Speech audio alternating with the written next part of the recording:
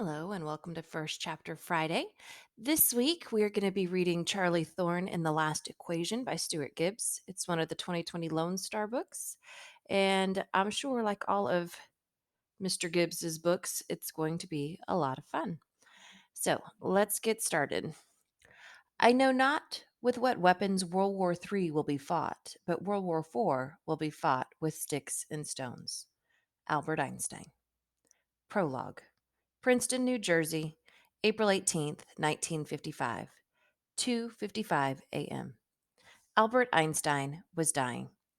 In the great man's bedroom on the second floor of his white clapboard house, a young doctor held vigil by his side. It was a quirk of fate that the young doctor was even there. Einstein's regular physician, a man who had been his friend and confidant for years, was sick himself that night. The young doctor was filling in for him and had answered the emergency call, never expecting that he would end up witnessing history. The doctor was at once awestruck and saddened. He couldn't believe he was here, treating Albert Einstein himself. And yet he knew the old man's time was quickly running out. Einstein was in agony, fading in and out of consciousness. There was nothing the doctor could do for him except try to ease his pain. To the doctor's surprise, the housekeeper, a stern older woman named Helen, had argued vehemently against giving Einstein painkillers, even trying to throw them out the window. Ultimately, the doctor had to drag the old woman from the room and lock her out. He had felt guilty about this, especially when Helen had pounded on the door, desperately pleading for him to listen to her. But he had administered the drugs anyhow. His responsibility was to the patient. It would have been a violation of his oath to let Einstein continue suffering. Eventually, Helen had stopped pleading and gone to make a frantic phone call. Now, Einstein seemed to be asleep, his head propped on the pillows, his breath coming in ragged heaves. However, his pulse was still racing, indicating that his body wasn't truly resting. The doctor heard a car screech to a stop on the street outside, and then Helen answering the front door downstairs. Whomever she had called had arrived. It hadn't taken long, perhaps 5 minutes. The doctor wondered if this new visitor would be more willing to listen to reason. Einstein's hand suddenly clasped the doctor's wrist, startling him. The great scientist snapped, upright in bed, his eyes wide open but unfocused, the wild stare of a morphine haze. He pulled the doctor toward him with surprising strength and hissed, Die Gleichnis glutet worden. I'm sorry, the doctor stammered. I don't understand. Einstein stared at him, seeming both confused and aggravated. The doctor suspected delirium and had set in, a side effect of the painkillers. Einstein probably had no idea where he was or that he was even speaking German. And yet he spoke with startling conviction for a man who'd been heavily sedated, as though his thoughts were so important he was determined to express them at any cost. Pangerbuzis. Sorry guys, I don't know German. Einstein exclaimed urgently, Sie ist im Holmes. Die Glutschman must Glutsat worden. The doctor could now hear footsteps racing up the stairs. He tried to lay Einstein back down in bed, to comfort him somehow, but Einstein remained upright, clutching him tightly. I don't speak German, the doctor explained. Please try in English. Pendurbu, Einstein began again, but it was all he could manage. The light in his eyes faded. His pulse faltered. Then he collapsed back into the bed, the final thought of his incredible life unfinished. Ernst Klein burst through the door a second later, splintering the frame. He was the same age as Einstein, and they'd been friends since they met their freshman year at the Federal Polytechnic in Zurich nearly 6 decades earlier. Ernst wore only pajamas and a raincoat hastily pulled over them. He hadn't even taken the time to put on a pair of slippers. His feet were still bare. The moment he saw Einstein, Ernst knew he was too late. His knees buckled slightly, as if all his years had suddenly descended upon him. Tears welled in his eyes. But this was all the remorse he had time for. He fought his emotions aside and turned to the young doctor. I heard him speaking to you. What did he say? I don't know. The doctor was surprised to find his hands were shaking. He had already witnessed many deaths in his 30 years, but this one had been different. His final moments with Einstein had left him strangely unsettled. It was in German, I think. I couldn't understand it. Can you repeat it? It wasn't a question so much as a demand. Despite his years, Ernst had a commanding presence. No, I don't think so. Please! Ernst seized the doctor by his lapels with such force that he nearly lifted the young man off the floor. You must try. The doctor forced himself to concentrate. It was something like Panderabuse. Worry flickered in Ernst's eyes. Panderabuse? The doctor gasped, surprised. That's it. How did you.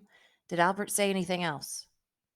Yes, but I can't recall. It sounded urgent, though, like it was an order. He wanted me to do something. Ernst relaxed his grip on the doctor, nodding sadly, aware the younger man had no more information to share.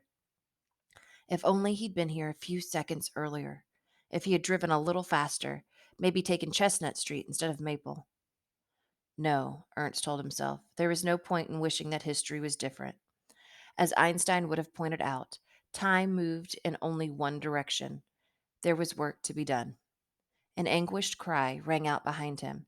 Helen stood in the doorway, clutching the jamb for support, staring at Albert's lifeless body. Ernst felt a pang of remorse. He wanted to comfort the woman, wanted someone to comfort him. He wanted to sit by the bed, hold his old friend's hand one last time, and cry. But he couldn't. Not now. Not when Einstein had spoken about Pandorbushes on his deathbed. The worst case scenario they had always feared had come to pass, and now Ernst had to deal with it. He grasped the doctor's arm tightly, leading him from the room. You must go, he said firmly. But I have to report the death. Do it tomorrow. Go home now. Get some rest. Then phone in your report. Say Albert died at 7 a.m.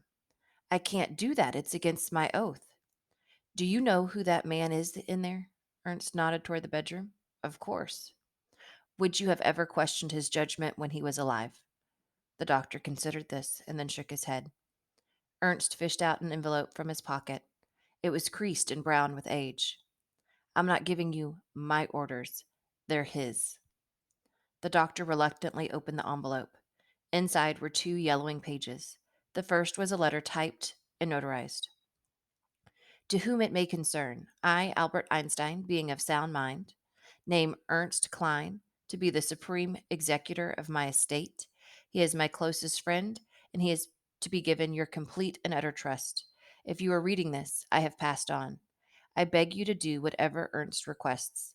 He is acting in accordance with my wishes. Do not waste his time asking why. He does not know himself. Only I do, and my reasons shall die with me. Suffice it to say, I have had a very good explanation for such extreme precautions. I beg you, never speak a word of this to anyone. Thank you for your understanding. Albert Einstein. The doctor looked back at Einstein, stunned, wondering what the old man could have had in mind. He began to turn to the second page of the documents, but Ernst snatched them away. I'm afraid the rest of this is for my eyes only. Ernst took the doctor's arm again and steered him down the stairs. Now, if you'll be so kind as to give us some time, we'd greatly appreciate it. The doctor was surprised to find himself nodding in agreement. He couldn't explain why exactly. He simply had a sense that something far greater than himself was taking place. Something only an intellectual powerhouse like Einstein could conjure up or comprehend. Before the doctor knew it, he was at the front door, shaking hands with Ernst, devising a plan to falsify the time of Einstein's death. Ernst closed the door on him and turned the three latches, then made a beeline for Einstein's study. It was on the first floor, wedged between the living room and dining room, but lacking any of their formality. This was the place where Albert could be himself, and it was strewn with residue of 1,000 ideas in progress. Notebooks and papers covered every available surface. They were piled on the desk, couch, and chairs, floor to ceiling. Bookshelves buckled under their weight. Even the fireplace was being used for storage, with sheaves of paper stacked upon the andirons. The double sided blackboard in the corner was coated with dozens of equations, many half erased and then written over again. As Albert had aged, his organizational skills had waned, although he had never stopped thinking. Looking at the study, all Ernst could think was he had a great deal of work to do. Even so, he quickly read the second page from the envelope, the instructions Albert had given him 10 years before. Ernst knew what they said, but what he was about to do seemed so radical, so sacrilegious, that he needed Albert's reassurance before he began. It made sense to start with the papers in the fireplace. He found a box of matches, struck one, and set it to the pile. Much of the paper was old and brittle. Some might have been stacked there, forgotten for a decade. The pile quickly burst into flame. Thousands of Einstein's calculations instantly turned to ash. The next pages Ernst added to the fire were Einstein's instructions themselves. Then, working as quickly as his old muscles would allow, he began to burn everything else. Over the crackle of flames, Ernst heard two cars skid to a stop in front of the house. Men's voices echoed in the night. They're already here, Ernst thought. He was surprised. Not that Albert had been right about them. Albert was always right. But that they had arrived so quickly. They must have been stationed closer than he realized. Ernst up to his pace, throwing everything he could into the fire, racing to destroy as much as possible in the little time he had. He gave no thought to himself, only the promise he had made to Albert. Even though the fire was now blazing hot enough to scorch his skin, and the smoke stung his eyes and filled his lungs, he continued feverishly, stoking the flames, even as he heard the men break down the front door and shove Helen aside, even as they burst into the room and pulled their guns and screamed at him to stop, right up until their leader clubbed him from behind, crumpling him to the floor. In the seconds before he lost consciousness, Ernst Klein prayed that, by some miracle, Pandora Bush had been in the fraction of Einstein's work he'd been able to destroy, and that it was finally gone from the earth for once and for all. So, Charlie Thorne and the Last Equation. This was the prologue.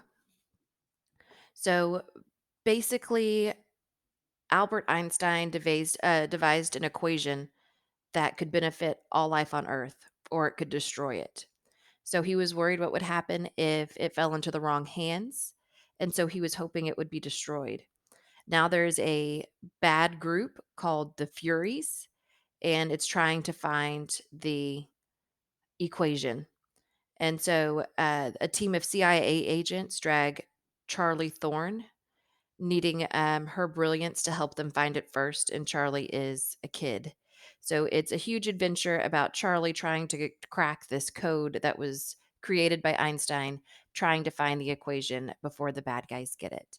So it's a fun adventure. Anything that gets put on the Lone Star list is always worth a read, and I hope you enjoy it.